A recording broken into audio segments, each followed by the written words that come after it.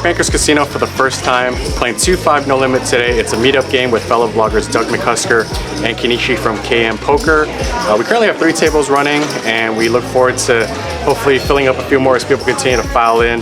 But before jumping into the hands, I just want to say a big thanks to everyone that tuned in to the last video and commented on it. I really appreciate that positive support, and let's get into the poker.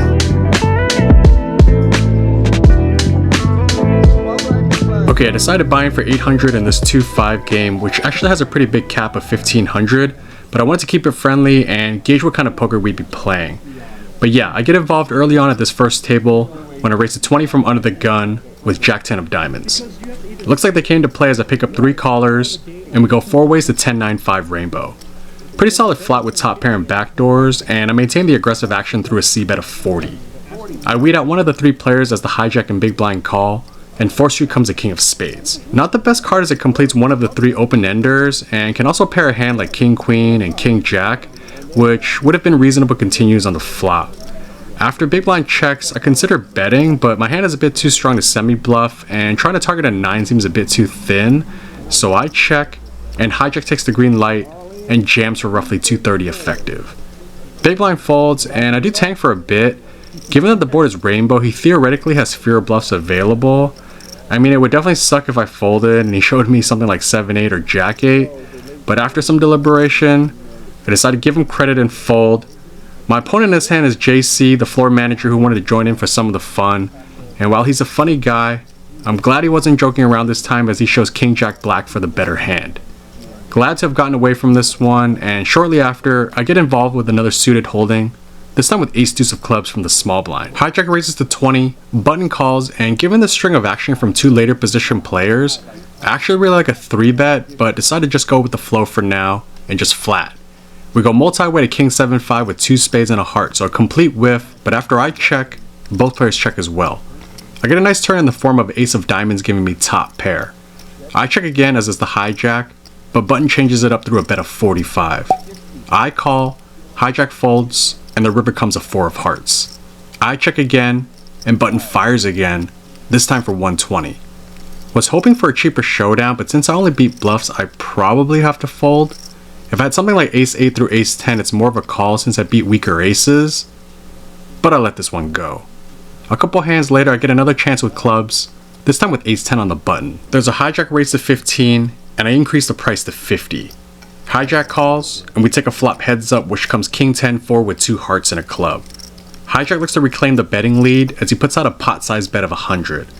Against this sizing, I have a pure call, and the turn comes a queen of clubs giving me a royal flush draw. Hijack checks this time, and I decide to take the free card and knuckle back.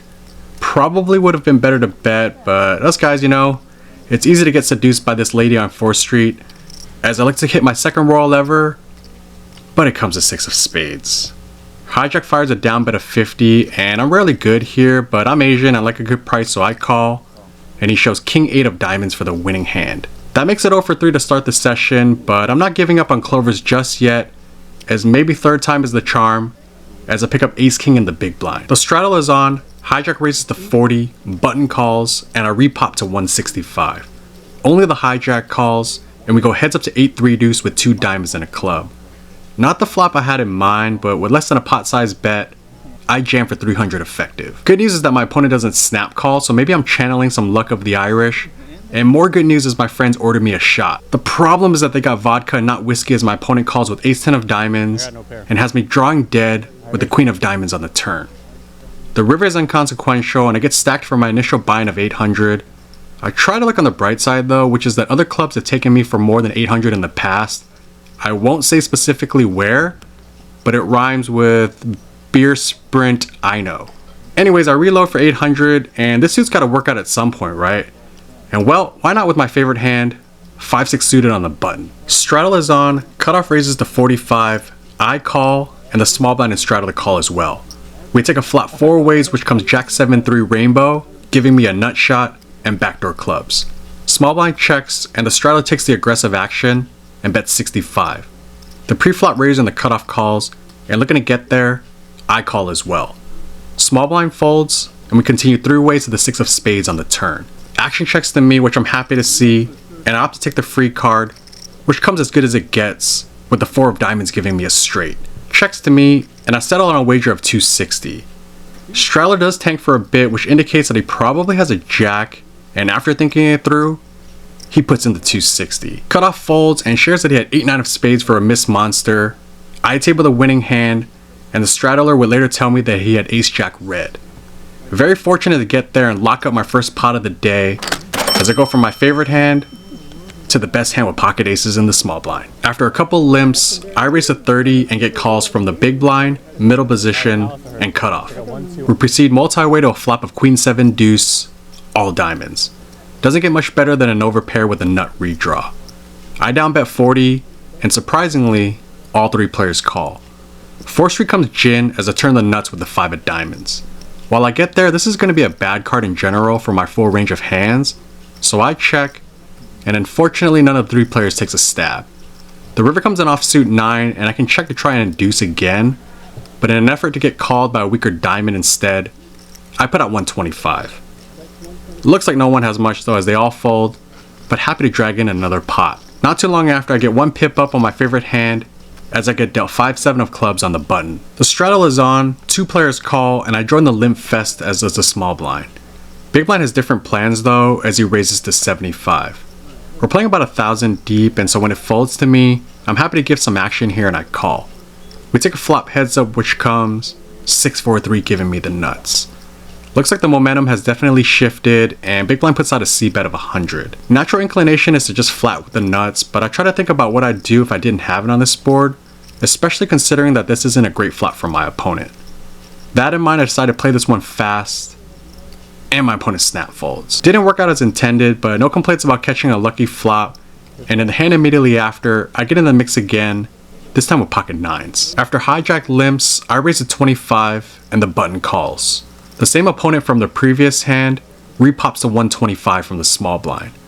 Folds back to me, and if you caught the last vlog, I don't fare too well with this hand, and I actually lost an all-in pot with 9s against this opponent a few years ago at a Nemi Owen meetup game. But I don't like folding, so I put in the additional 100, as does the button.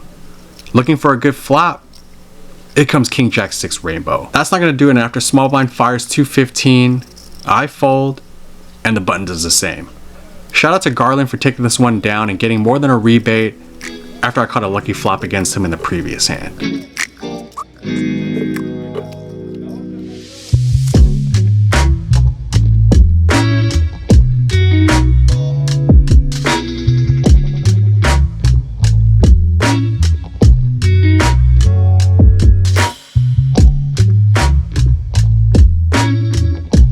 Alright, at the second table, and I get a warm welcome in the form of pocket aces.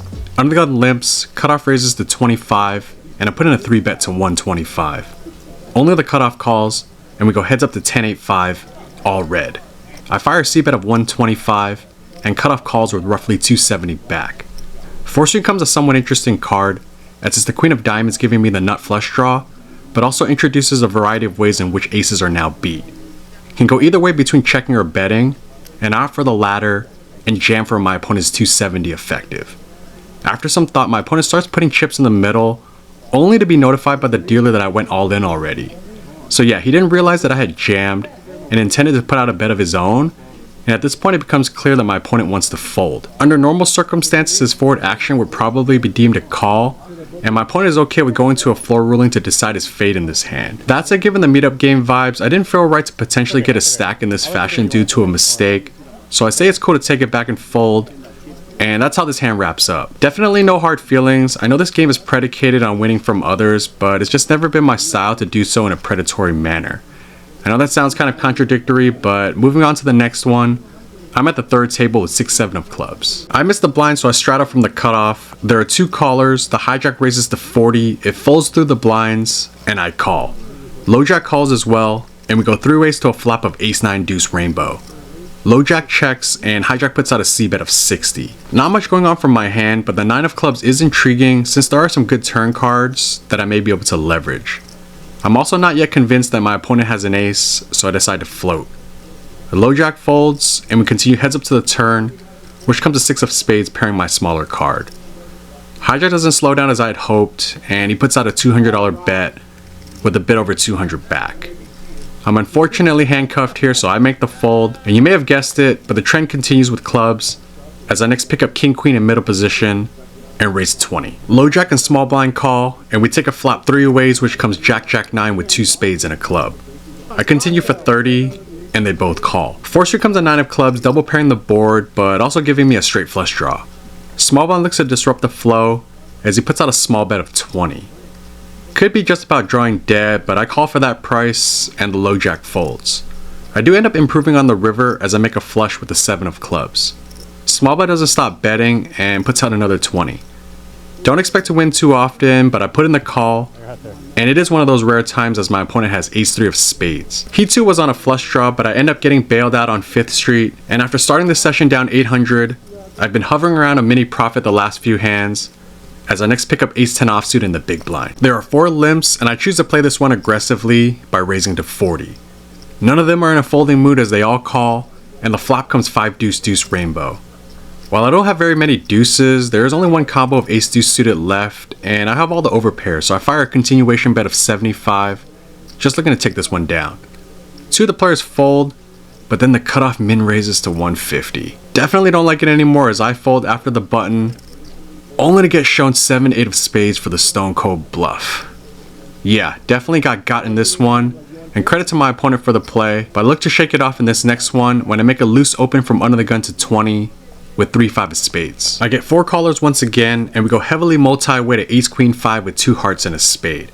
After big blind checks, I decide to check, and middle position bets 45. Folds back to me, and given that I have all the strong hands available, and I have removal to bottom set and top and bottom, I decide to get frisky and check raise to 125. The ace being a spade is also nice since it leaves some room open for the backdoor. Middle position isn't buying it just yet, and calls the additional 80. The turn comes a blank with the 8 of diamonds, and it's a good card to continue the story, so I put out a wager of 210. Unfortunately, my opponent isn't buying it and puts in the call once again. The river comes a deuce of hearts, which is a pretty dicey card as I think when my opponent gets to this river, he should be split between an ace or hearts. At this point, I try to get a sense of whether it's the former or latter, and while I took my blue pill this morning, which is a leave by the way from my bad hip, I probably should have went with another medication as I don't follow through, get soft, and check. And well, it looks like it was a good decision at least as my opponent rips for a bit over 500. Looks like I dodged one as I fold, and he does end up showing his hand, and it's surprisingly not a flush as he shows ace-9 offsuit. So yeah, after seeing this hand, I clearly should have fired the triple barrel, but it's always easier of course when you get to see the cards. Anyway, starting to trend in the wrong direction, and I'm not helping matters by continuing with the loose play as I open 20 from under the gun with 9-10 offsuit. I pick up 3 callers and we get a dry flop of king 8 deuce rainbow. Checks the middle position and he bets 20. A player folds, big blind calls, and similar to 6-7 of clubs from earlier, I decided float. We continue 3 ways to a turn, which comes a 9 of spades, so not a bad card as I now make second pair. Big blind checks, and this time I take the aggressive action, through a bet of 100. My thought is that maybe I can get a weak king to fold, and if not, there are still some things I can do on certain rivers. Middle position calls, big blind folds, and the river comes a board pairing deuce. Unfortunately, this is a pretty bad card as I don't expect to get any king to fold, so I just give up and check. My opponent checks back, and he wins with ace-king offsuit. And yeah, after getting unstuck, I now find myself in a hole again down roughly 400, and that brings us to the last notable hand that I captured, holding ace-jack offsuit in the small blind. After the cutoff and button limp, I increase the price of admission to 30. Big blind and button call, and we go 3 ways to queen 10-5 rainbow. Only got a gutter here, but with range advantage, I continue for 35. Big blind folds, button calls, and the turn comes a deuce of clubs. While a backdoor club draw is introduced, I'm not too worried about it since I hold the nut club, and I continue with the story that I have a strong hand, and I bet 90. Button continues to like what he has as he puts in the call, and just like the last hand, the river comes a board pairing deuce. The difference though is that this is actually a good one to get after because I have all the strong hands available, starting with ace queen plus. Although I don't actually have a value hand of course, I think about what I'd bet if I had a hand like pocket kings or pocket aces, and I ultimately settle on a polarized bet of 370. My opponent doesn't seem thrilled, so that's good, but after a short bit of deliberation, he's ready to send me further to Stuckville as he makes the call. Good call. I tell him that he's good, and he shows queen 10 offsuit. And yeah, that's probably one of the few hands that is just never folding. Poker is often about timing and picking your spots, and this was just the wrong time to go for the triple barrel. Would have been better if I did so earlier with the 3-5 suited.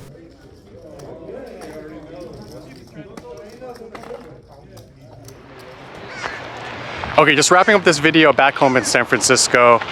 Jumping into the poker results, when I stopped recording, I was actually in the game for 1600, and I ended up having a couple of shots, and I'm a bit of a lightweight, so after that ace-jack hand, just wasn't able to focus and record, but I ended up buying in for an additional 900, so I was in the game for a pretty large amount of 2500, stuck 1250 at my worst point, but found a way to battle back and ultimately cashed out 2,610. So book a win of 110. Happy with the bounce back there, and just want to give a big thanks to everyone that came out to the meetup game. It was nice to see some familiar faces as well as a ton of new ones, and big thanks to JC and the whole bankers team for the collaboration. And just one announcement to wrap up the video: I'll be co-hosting a meetup game with fellow vloggers Doug McCusker and Fish Poker at the Hustler Casino in Los Angeles on Saturday, August 6th. The details and the sign-up sheets in the description box below. My birthday is also August 4th, so it'll be kind of a celebration for that as well. And one last additional incentive is that if any of you guys can beat Fish Poker in a beer drinking contest on that day, you'll get $20 from me. So hope to see some of you guys out there, and I'll catch you guys on the next one.